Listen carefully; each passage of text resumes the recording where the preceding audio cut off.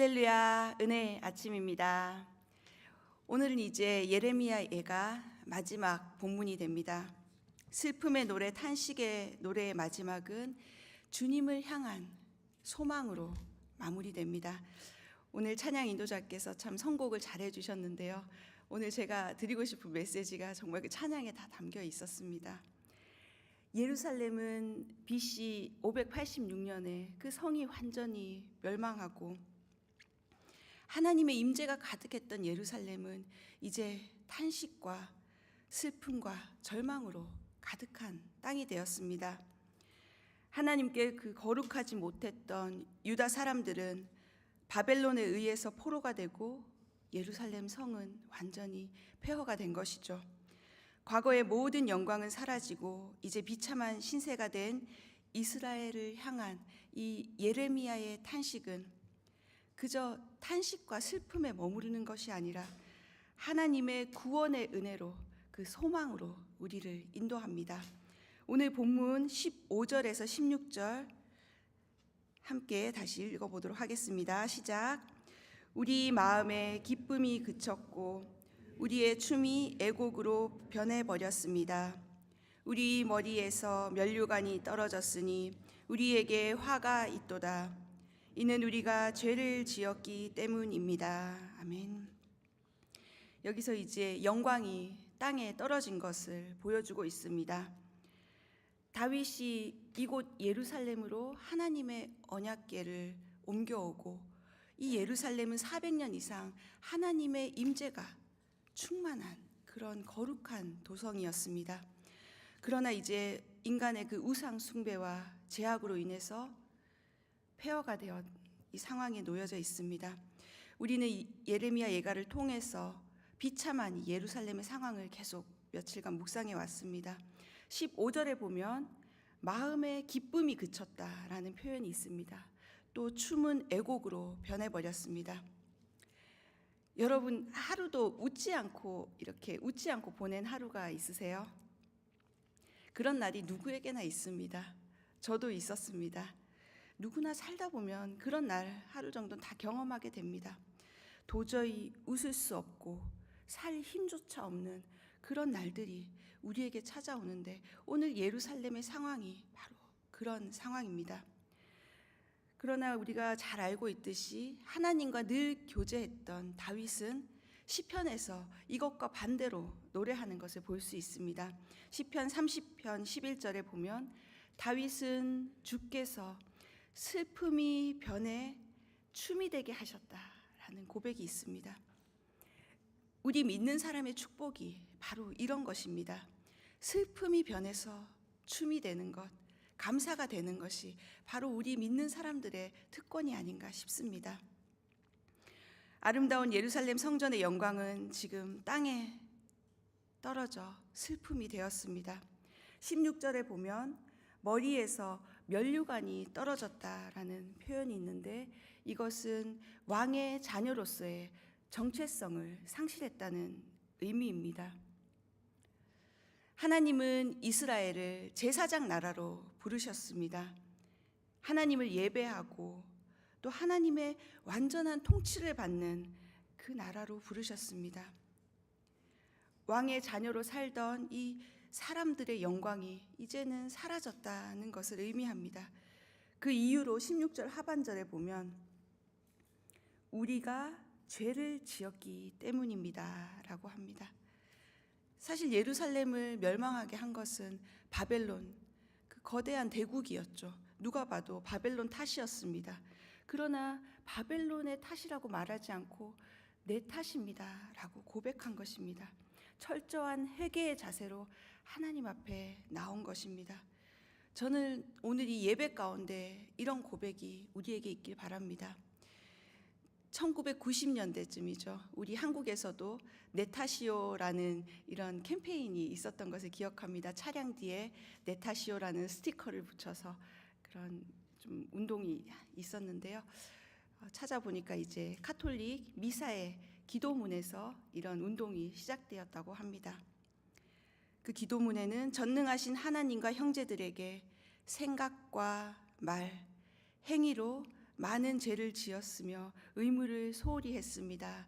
이러면서 가톨릭에서는 가슴을 3번 치면서 내 탓이요, 내 탓이요, 내 탓이로소이다, 이런 캠페인을 했다고 합니다. 내 탓입니다. 네, 요즘은 많이 이런 말하는 게 줄어드는 것 같은데요. 새벽에 우리 한번 인사 이렇게 나눠봤으면 좋겠습니다. 내 탓입니다.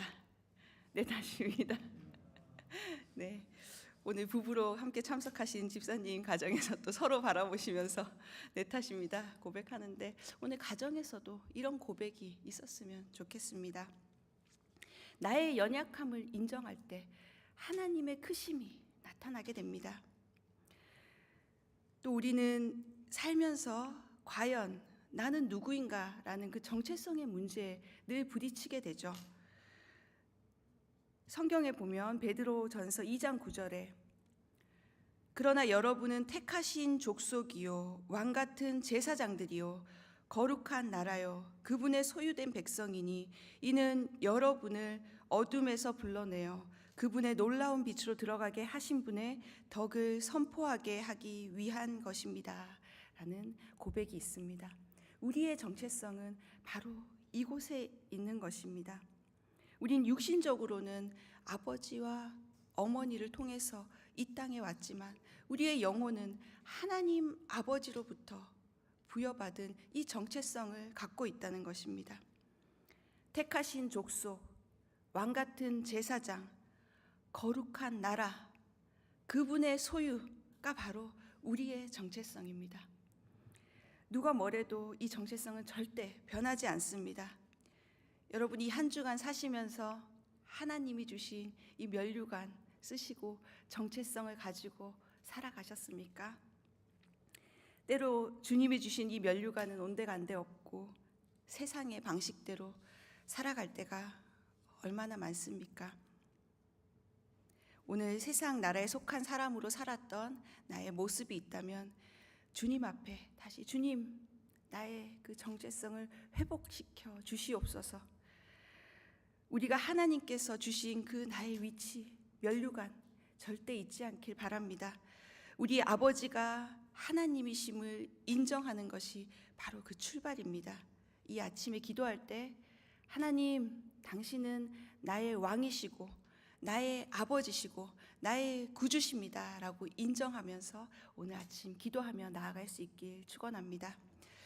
오늘 본문 17절에서 19절 말씀을 함께 다시 읽어보도록 하겠습니다. 17절에서 19절 시작. 이 때문에 우리 마음에 활기가 없고 이것들 때문에 우리 눈이 희미해집니다. 시온산이 폐허가 돼 여우들이 거기서 어슬렁거립니다. 여호와여, 주는 영원히 통치하시며 주의 보좌는 자손 대대로 지속됩니다. 아멘. 오늘 이 예레미야 예가는 주님은 여전히 이 피폐한 상황 가운데 주님은 여전히 여기 계시다는 것을 선포하고 있습니다. 예루살렘의 상황은 계속 악화되어 가고 있습니다. 마음에 활기가 없고 눈이 흐려졌다, 희미해졌다는 것입니다. 하나님이 주시는 영적 축복을 제대로 인식하지 못하고 그 삶이 피폐해져 감을 이야기하고 있습니다. 이것이 바로 주님을 떠난 인간의 죄의 결과입니다. 시온산은 하나님을 예배하는 영광의 임재로 가득했던 곳이었습니다. 그러나 이곳에 이제는 여우들이 어슬렁거린다라고 기록되어 있습니다. 성경에서 등장하는 이 여우는 하나님과의 관계를 허무는 동물로 자주 묘사되고 있습니다. 이 본문에서는 폐허가 된 시온 땅을 다니는 거짓 선지자들을 의미합니다. 지금도 얼마나 많은 거짓 선지자들이 우리 믿는 자들을 넘어뜨리려고 어슬렁거리면서 다니는지 모릅니다. 신천지라는 이단들이 교회를 삼키려고 다니고 있습니다. 하나님의 임재가 없으면 금방 거짓 선지자들의 밥이 되고 맙니다. 우리는 그래서 하나님의 임재를 늘 구해야 합니다. 하나님으로 충만한 교회는 거짓 선지자가 왔다가도 들어올 수도 없을 뿐 아니라 왔다가도 그 사람이 그 하나님의 임재 안에서 변화되는 놀라운 일이 일어난다는 것입니다. 저는 우리 동경 온누리 교회에 그런 일들이 일어나길 소원합니다. 지난 그 목요 여성 예배 때 한글 강좌에 다니시는 넌크리스찬 자매님이 예배에 참석하셨습니다. 교회 예배는 처음이라고 하셨습니다. 그런데 이분이 많은 분들이 이제 그분을 위해 중보하고 또 그분이 하나님 만나기를 간절히 기도했습니다. 그래서 이분이 첫 예배 와서 큰 은혜를 경험하셨습니다. 그래서 이렇게 고백하는 거예요. 마치 유명한 연예인 콘서트에 와서 감동받은 그런 느낌이었다라는 표현을 하셨습니다. 아직 성령님을 알지 못하는 그 사람의 고백으로 정말 최고의 표현이 아닌가 이런 생각을 해보았습니다. 우리는 이 하나님의 예배 안에서 하나님을 만날 수 있습니다. 하나님을 만나는 그 임재가 충만한 예배를 경험하면 우리의 삶에 어떤 문제도 뛰어넘을 수 있는 힘이 우리에게 생깁니다. 오늘 19절에 보면 선지자는 하나님을 영원히 통치하시며 보좌에 앉으신 분으로 고백합니다. 이미 성전의 모든 영광은 바벨론에 빼앗기고 황폐한 곳이 되었지만 선지자는 그 믿음의 눈을 들어서 보좌에 앉으신 주님을 바라본 것입니다. 여러분, 마음이 피폐해져서 찬양조차 할 수 없을 때, 실패와 절망 가운데 낙심될 때 눈을 들어서 보좌에 앉으신 주님을 바라보시길 축원합니다. 우리의 인생을 책임지시고 영원히 통치하시며 죽은 자 가운데서 살아나신 주님, 하나님의 그 보좌 우편에 앉아 계신 예수 그리스도를 바라볼 때 우리의 영혼은 다시 살아나게 됩니다. 여러분이 이 새벽에 기도할 때 그 영광의 보좌에 계신 주님, 보좌에 계신 그 하나님을 바라보며 담대히 그 보좌 앞으로 나아갈 수 있길 축복합니다. 오늘 이제 마지막 절인데요. 20절에서 22절 함께 읽어보도록 하겠습니다. 예레미야 예가 마지막 본문 20절에서 22절 시작. 왜 우리를 영원히 잊으시고 왜 우리를 이토록 오랫동안 버려두십니까? 여호와여, 우리를 주께로 돌이켜서 우리를 회복시키소서. 우리의 날들을 옛날처럼 새롭게 하소서. 주께서 우리를 완전히 버리시지 않았고 주의 진노가 아주 심하지 않다면 그렇게 하소서. 아멘. 오늘 이 본문은 시편 90편을 인용한 본문입니다. 시편 90편 13절에 오 여호와여 돌아오소서. 대체 언제까지입니까? 주의 종들을 불쌍히 여기소서라는 고백이 있습니다. 그 덧없는 인생의 피난처 되신 주님을 찬양하는 이 시편 90편은 우리에게 이 땅에서의 삶이 다가 아니라는 것을 다시 한번 가르쳐주고 있습니다. 90편 10절에는 여러분 잘 아시는 이런 말씀도 있습니다. 우리의 일생이 70이고 혹시 힘이 남아 더 살아봤자 80인데 그저 고통과 슬픔의 연속이며 그것도 금세 지나가니 우리가 멀리 날아가 버리는 것 같습니다. 이 짧은 이 땅에서의 삶 동안 우리가 정말 구해야 할 것은 무엇입니까? 이 땅에서의 만족, 건강, 평안, 재산 모두 다 너무 중요한 문제입니다. 그러나 우리가 이 땅을 떠나갈 때 가지고 갈 수 있는 것은 한 가지도 없습니다. 우리가 정말 구해야 할 것을 오늘 이 애가서는 우리에게 가르쳐주고 있습니다. 21절에 보면 우리를 회복시키소서, 회복하소서라는 간절한 기도가 담겨 있습니다. 그리고 우리를 옛날처럼 새롭게 하소서라는 구절이 있습니다. 여기서 옛날이라는 것은 잠시 풍성했던 그 예루살렘, 그것을 이야기하는 것이 아닙니다.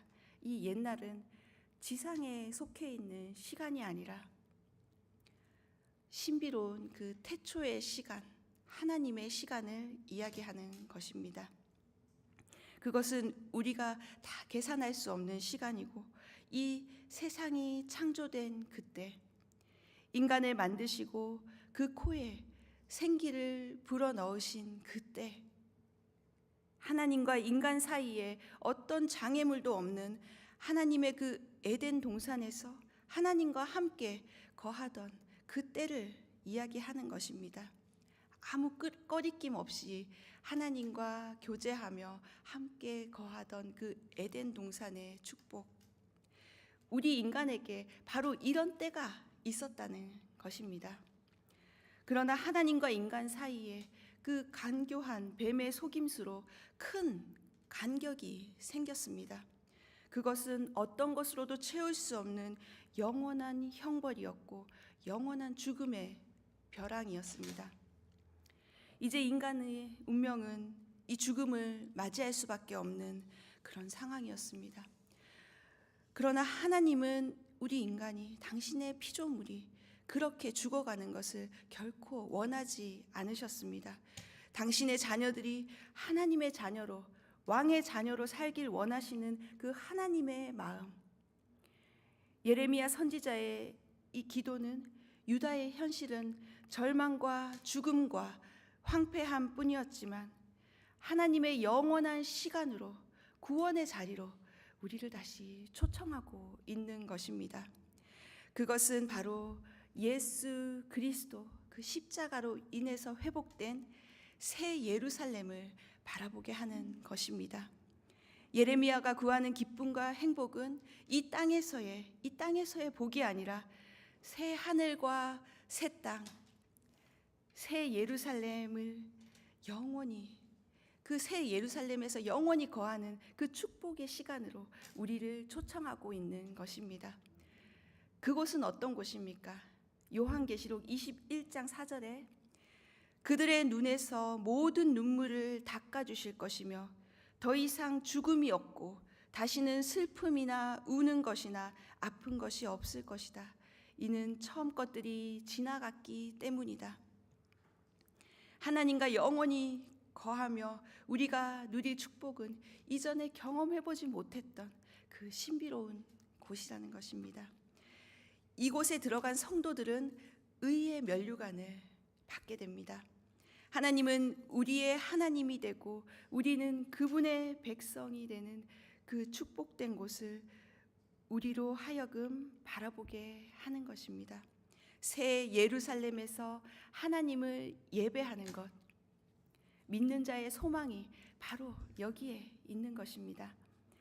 오늘 우리는 하나님을 바라보는, 하나님께서 허락하신 천국을 바라보는 그 믿음으로 오늘 기도하며 나아갈 수 있길 바랍니다. 하나님은 창세 전부터 우리를 택하사 우리로 그 사랑 안에서 하나님 앞에서 거룩하고 흠없게 하시려고 예수 그리스도를 이 땅에 보내주셨습니다. 예수님을 붙잡으면 우리는 다시 살 수 있습니다. 저는 이번 이 예레미야 예가를 묵상하면서 하나님께서 두 가지를 말씀하셨습니다. 거룩과 질서였습니다. 하나님이 제 삶에 원하시는 것은 거룩함으로 하나님을 계속해서 예배하는 것, 그리고 내 삶에 주어진 모든 그 상황 가운데서 하나님의 질서를 따르는 것에 대해서 하나님께서 저에게 그런 마음을 주셨습니다. 오늘 이제 예레미야 예가를 마무리하면서 각자에게 주시는 하나님의 마음을 한번 정리해 보았으면 좋겠습니다. 하나님은 우리 삶을 향해서 놀라운 계획을 가지고 계십니다. 삶의 문제 가운데 놓여 기쁨을 잃고 고통 가운데 계신 분이 계시다면 오늘 눈을 들어 천지를 지으신, 우리를 도우시는 그 하나님을 바라보길 축원합니다. 우리를 위해 예비한 본향, 우리를 위해 준비한 그 하나님의 그 새 예루살렘을 바라보며 기도할 수 있길 소망합니다. 우리가 여호와께 돌아갈 때 그분은 우리를 회복시키시고 다시 천국 백성의 그 권세, 정체성을 회복시켜 주십니다. 로마서 8장 18절에 사도 바울은 이렇게 고백합니다. 현재의 고난은 앞으로 우리에게 나타날 영광과 좋게 비교할 수 없도다. 오늘 이 예가를 마치면서 사도 바울의 고백으로 마무리하고자 합니다. 우리 삶에서 닥치는 수많은 고통과 고난의 시간에 하나님은 우리를 그 영원한 하나님의 시간 안으로 우리를 초청하고 계신 것입니다. 오늘도 믿음의 눈을 들어서 그 고난 속에 감춰진 그 하나님의 축복을 발견하는 복된 성도님들 되시기를 주님의 이름으로 축원합니다. 이 시간 함께 주신 말씀 붙잡고